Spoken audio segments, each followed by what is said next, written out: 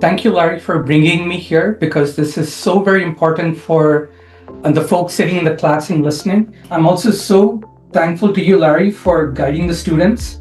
So I know these classes are not necessarily easy, but it's going to be truly worthwhile. Before we get started, my name is Suraj Ethiraj, and like Larry said, we used to work together. And what I do with GROUNOW is I coach people in the industry. Either they are looking for jobs, if they have conflicts at work. What I do specifically is I kind of connect the technical aspect with the business aspect, the operations, and leadership. Mix all of this with psychology. I'm not a psychologist by trade, but I do add a lot of psychology in creating those win-win outcomes. In that same understanding, I want you to get to know how a hiring manager thinks. Okay? Equally important, maybe more important, is how do you network with others in the industry, either face-to-face or through LinkedIn.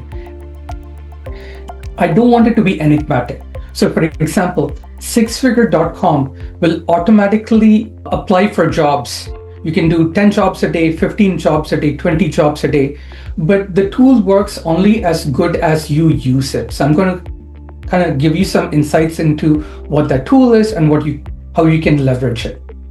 Interview questions, it's all captured here. So if you're applying to become a program manager at Google, or you're trying to become a project manager at Amazon, or an engineering manager at Meta, what do these companies kind of look for and how to respond?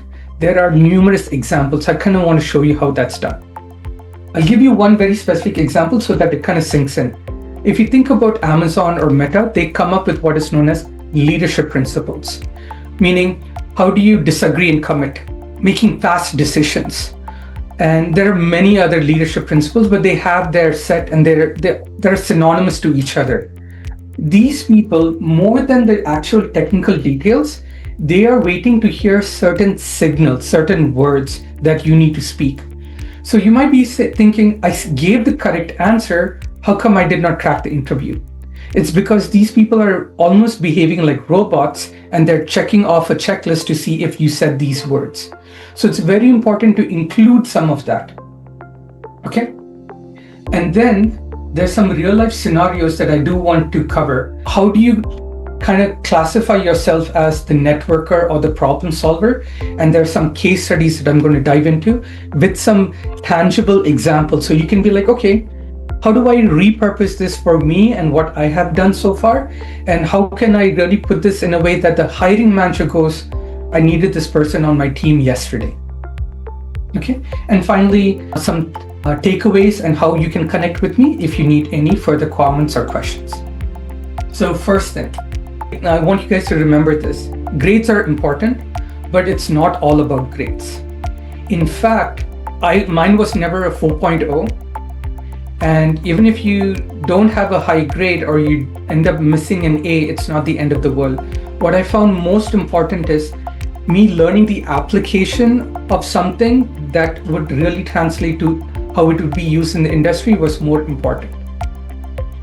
So pay attention to skills. What I talk about, would like to use the term is skills SEO.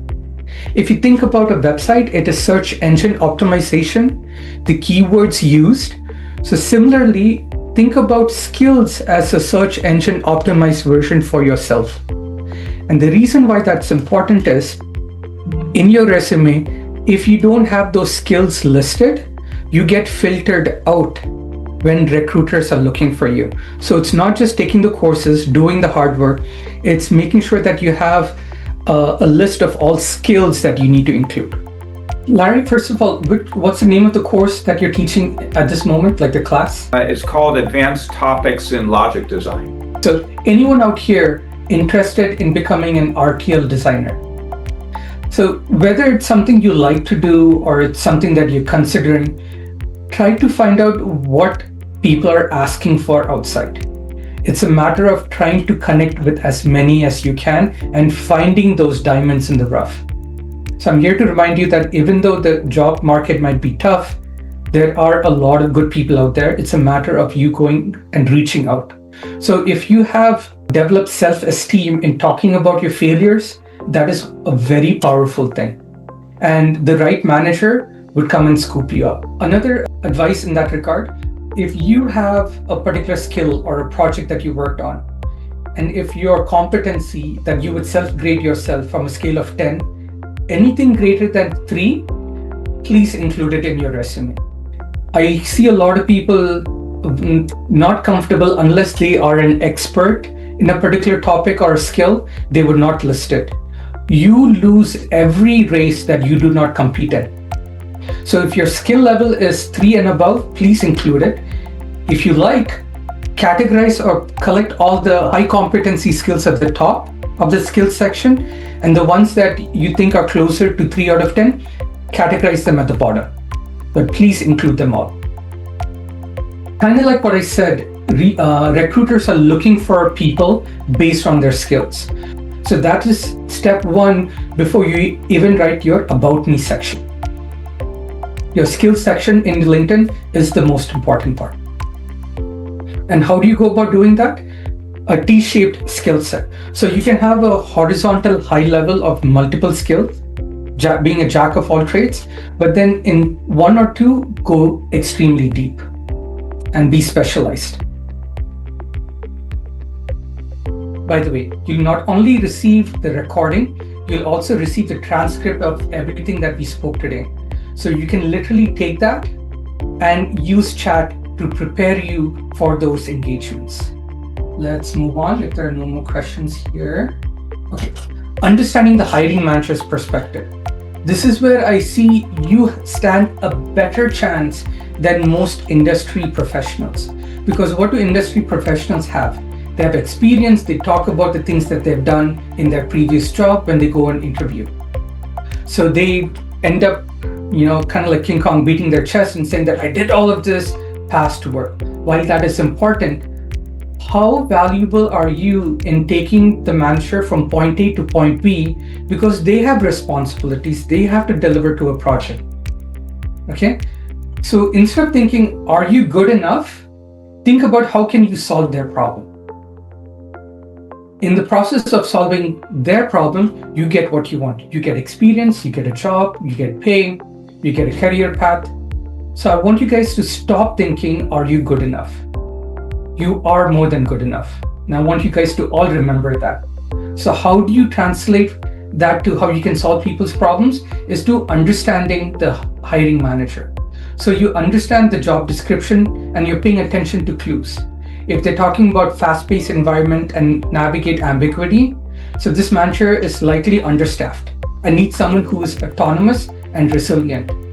So while your technical skills are important, you really need to talk about how you are not opposed to, or you have experience dealing with ambiguity. It could be from school, it could be from college, it could be from personal relationships, it could be from an internship. But paying attention to what the hiring manager's pain points are is very key.